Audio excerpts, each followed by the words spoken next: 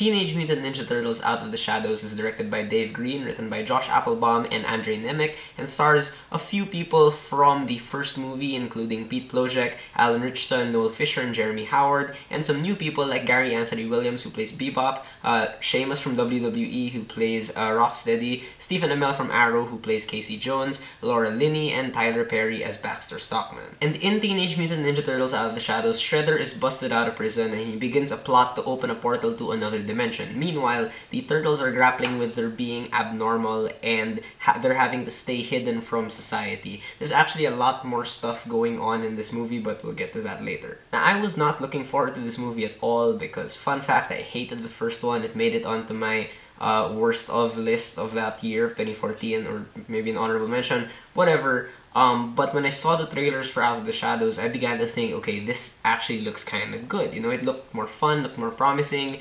Unfortunately, I still think it's really bad. The Turtles, though, I will say, are great. Everything about the Turtles are really, really cool. It's just that the entire movie, like, as a whole, is just so sloppily edited and so badly written. The main issue of Out of the Shadows is that it has no idea what it wants to be.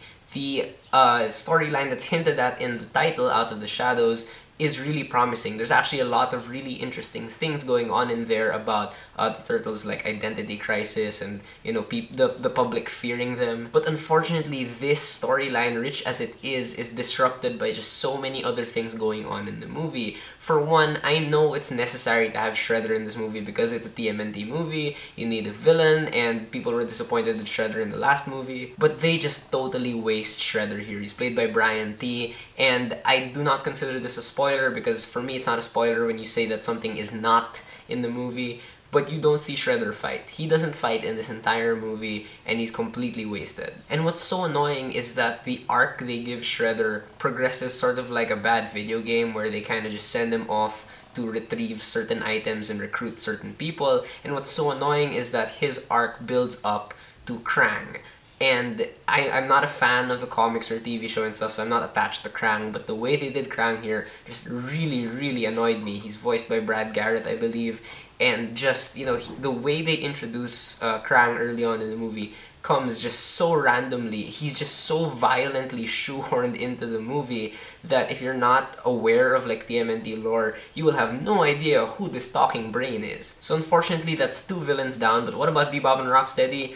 I thought they were really uninteresting. I understand that they're supposed to be sort of, you know, dumb as characters, but, you know, you can't tell the difference between the two, and there's nothing interesting about them, so they're just kind of lame. Unfortunately, on the heroes side of things, April O'Neil, played by Megan Fox, and Vern, played by Will Arnett, and even the Turtles themselves don't actually develop that much from the first movie. There's like little things about them that are added here, but fundamentally, they are the exact same characters from beginning to end. And oh my gosh, Splinter, I almost forgot Splinter was in the movie because they completely neglect him. Laura Linney pops up as Chief Vincent, and all of her stuff I think is pretty unnecessary. If you take her out of the movie, it doesn't really change anything. But maybe the single most disappointing thing here is Casey Jones. Stephen Amell's Casey Jones. I don't watch Arrow, so I can't really vouch for him as a good actor because I've never really seen him act. But the way they did Casey Jones here, like, I was just so disappointed by it because they turned him into sort of like comic relief, and I know that he's supposed to be like more of a serious character. And what's so disappointing is that he doesn't align with the theme of like the whole Out of the Shadows thing, because I feel like his storyline would naturally lend itself to, you know, aligning with that theme, but they reduce him to comic relief. The script is full of tons of exposition and unfunny humor, and bad editing from Jim May and Bob Duskay make things really disjointed. Like, it just feels like a bunch of scenes barely strung together by a plot. It doesn't feel like a long movie, so at least there's that.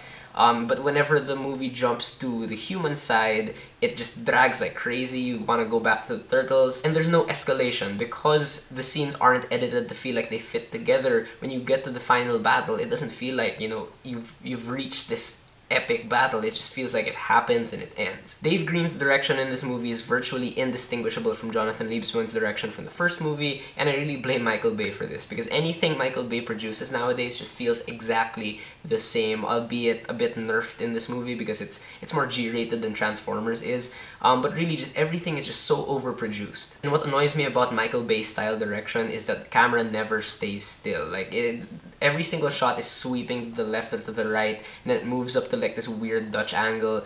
And for me, it's clear that, you know, they're giving it this restless quality because they know they don't have anything interesting to hold your attention, so they try to distract you with the camera. In terms of acting, Megan Fox and Will Arnett are the least problematic in this movie. They're not bad, they're okay. But Gary Anthony Williams, Seamus, Laura Linney, and Tyler Perry, I feel like could have been better if they had better direction guiding them.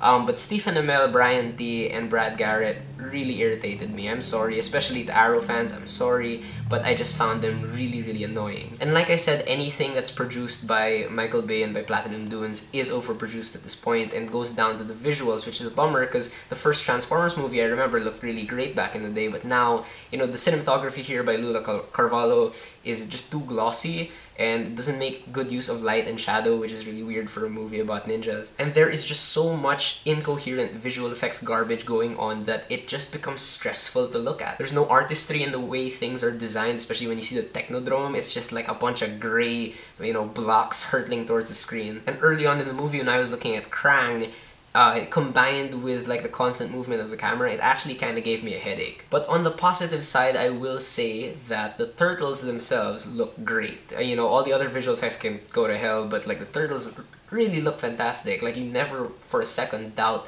that they're on screen, that they're real. And that's because there's a lot of little things going into their looks that distinguish them from each other, that, you know, add to their personality, and that kind of stuff is great. And what's more, the 4 actors who portray the turtles are really, really great. Like, they do their mocap really well, they move really well, but they inhabit these characters so well and really fill in their personalities, and it feels like they're having a blast doing it, and they are hands down the best part of this movie. Unfortunately, as a whole, Teenage Mutant Ninja Turtles Out of the Shadows is just a bad movie in my opinion, and I really wish we could take these 4 actors and put them into something better, like a Planet of the Apes movie, because they really deserve something better. Alright, so those are my thoughts on Teenage Mutant Ninja Turtles Out of the Shadows. Have you guys seen it? What do you think about it? Whether you agree with me or not, please leave me a comment. Let's have a conversation.